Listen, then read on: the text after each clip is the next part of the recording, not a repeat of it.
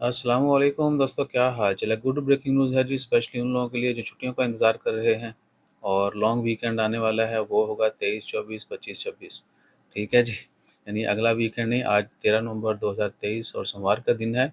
ये वीकेंड छोड़ के अगला वीकेंड जो है वो ओमान में लॉन्ग वीकेंड होगा, नेशनल डे की छुट्टियाँ होंगी और तकरीबात जो है इस साल बहुत मुख्तसर होंगी। अगर कोई मेजर तकरीब का ऐलान किया गया वो भी शेयर करेंगे।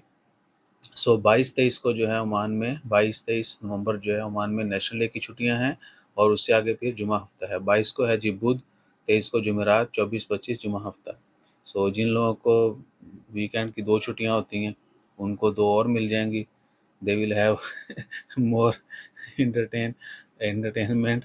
सो पहले होता था नवंबर के लास्ट वीक में या दिसंबर में। इस साल काफ़ी आहो, ठीक है जी। हालांकि एक और चीज़ भी देखें कि 18 को जो है ओमान का नेशनल डे है, 18 नवंबर ओमान का नेशनल डे है। 17-18 वैसे छुट्टी है, फ्राइडे सैटरडे। अगर इसी वीकेंड पे दे देते तो क्या ही बात थी। साथ में जो है ना नेशनल डे के मज़े दुबाला हो जाते। बहरहाल जो उनको अच्छा लगा।